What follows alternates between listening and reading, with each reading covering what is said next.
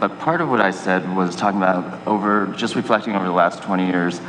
I think if I only learned two things, I think the two most important things I learned over the last 20 years about what separates Zappos from other companies is, number one, most companies don't see their employees as more than just whatever job position and don't understand all the potential and talent that is like there, right within their own organization. And then the second thing I've learned is that most people actually don't even recognize that in themselves, of the potential till they're put in those, in the situation where they have to figure it out. Think about how many people define themselves by their jobs. Like, you're in sales, or you're an accountant, or you're a doctor, or whatever it is, and then you retire and you stop doing that, and then people go through an identity crisis when they either stop working or change jobs, or if they lose their job, it's like they have no more identity. I always want to be defined by who I am, not what I do. When I give little blurbs and things for books, I always insist that they call me optimist and author. The stuff that I've done has to come second. Who I am and how I see myself and what I view myself in the world. And it is the thing that I think is so magical about you. You and I are both out there preaching that businesses need to see that business is a human enterprise. First, it's called a company. It's like a group of people, literally. And we view people simply as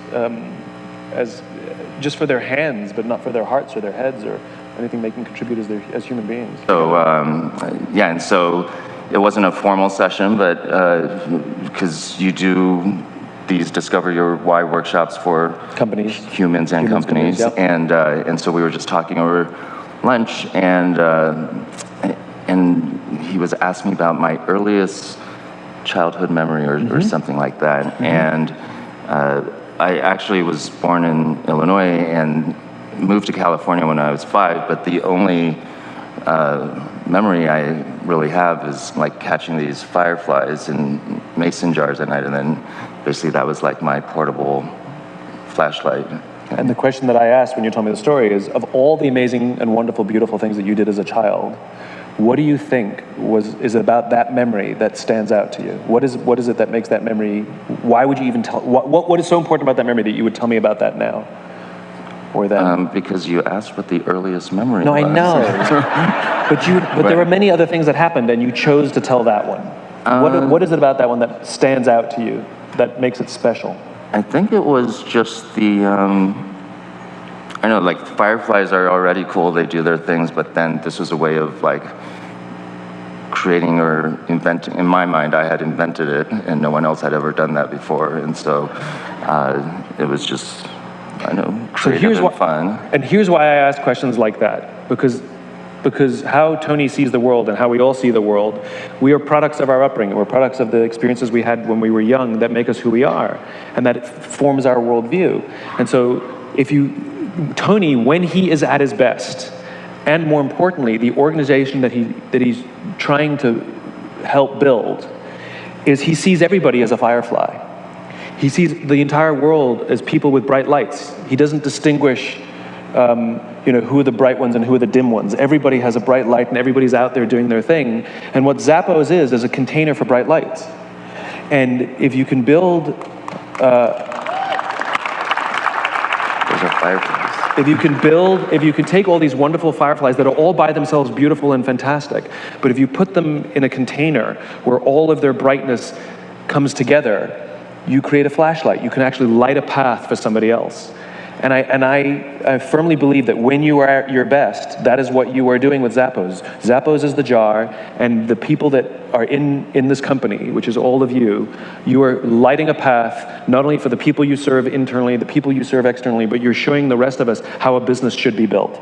And if, quite frankly, you are doing the exact same thing now as you were doing when you were 5. Yeah, and well, thank you for that.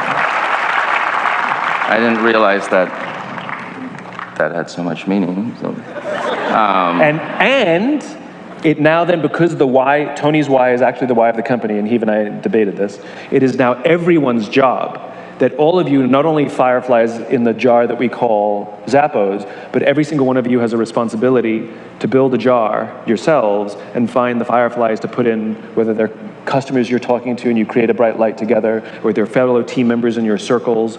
Like, everybody has to take responsibility for the maintenance of the jar and make sure that all of the fireflies inside are burning bright. So we all have a macro and micro responsibility. Yeah, and I think the draft purpose statement that we came up with by the end of the lunch was, I can't remember the exact words, it's something like Create a space for creative people to shine or something. Yeah, like have a canvas for that unlocks people's creativity and potential, and so that they can create wonderment. I think you came up with the word wonderment. Nice. Yeah. I think we should use the word light. They can create light, because at the end of the day, that's, you know, it's a nice metaphor that doesn't sound so business hackneyed, you know, like so many other terms that go in these things. But creating light is, you are a bright spark in the world of business. You know, business is dark and you guys are bright, and it's lovely.